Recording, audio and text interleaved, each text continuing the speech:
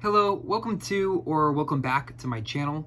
If you're new here, thank you so much for stopping by, and if you are a recurring viewer or a subscriber, thank you so much for your continued support of my channel. I really appreciate you all being here. So a couple days ago, I finished reading Moby Dick by Herman Melville. This was a buddy read with Anne novella for the month of March. We finished a little bit early. We were both sort of equally sucked into the story, and we didn't want to stretch it out over the entire month. And so we have both finished it by now.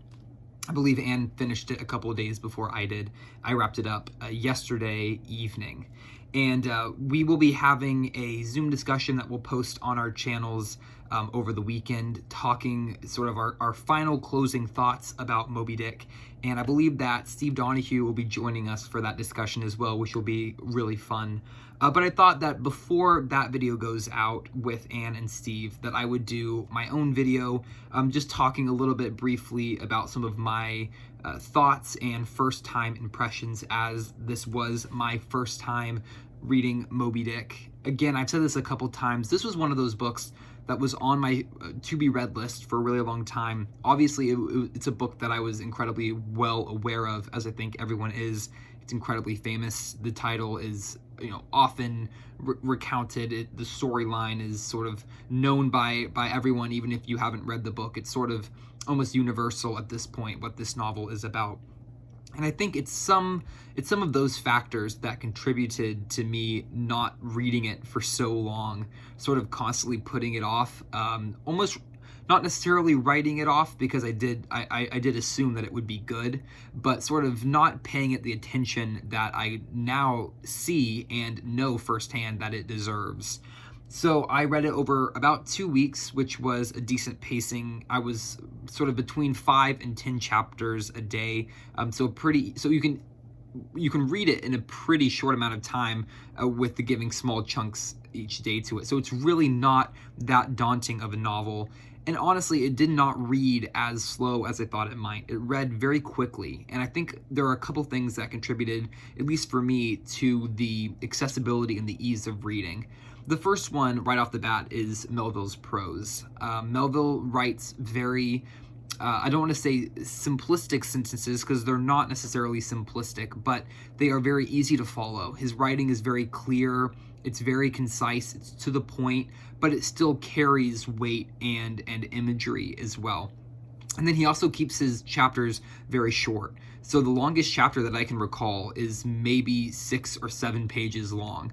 So they're really quite short. And so that sort of gives I suppose it's a dopamine reward, almost like scrolling on your phone, of getting to the end of a chapter and then wanting to go ahead and read the next one, because you keep getting these little spikes of dopamine.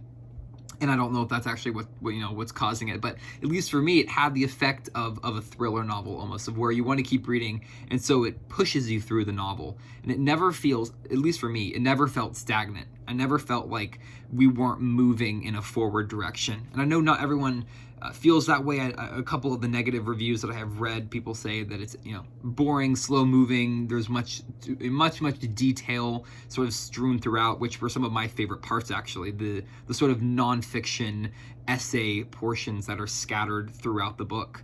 Unlike Les Mis having a 200-page section right in the middle about the description of a convent, Moby Dick has nonfiction elements about whaling and seafaring life sort of scattered throughout. So there may be 3 or 4 chapters at the beginning, and then that same amount in the middle, and that same amount again towards the end. And so interspersed with the story, we get these little bits of nonfiction, almost essay-like portions explaining the fundamentals of whaling, explaining the daily routines on a whaling ship, what life was like for whalers, how the whaling was done, the harpoons that were used, the techniques that were used for flensing the whale, which is the term for sort of cutting the whale apart and removing the different components.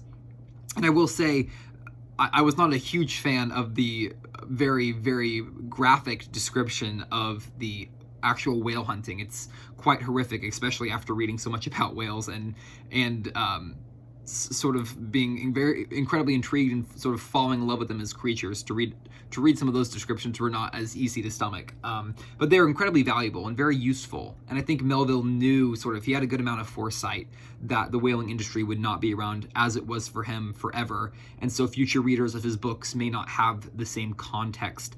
And so it really does come through that he's explaining this to his readers. He's not dumbing it down. He's not talking down to you. He's not giving it to you because he assumes you're dumb and you don't know it. It's sort of, he knows that that may not always be accessible information to his readers, and so he just provides it right in the book. So there are very few times when you actually when you feel the need to have to look up a term or look up a phrase or it's something that he mentions. He'll just go ahead and explain what he means, which is really useful. And I found that really enjoyable because it kept me focused on the book.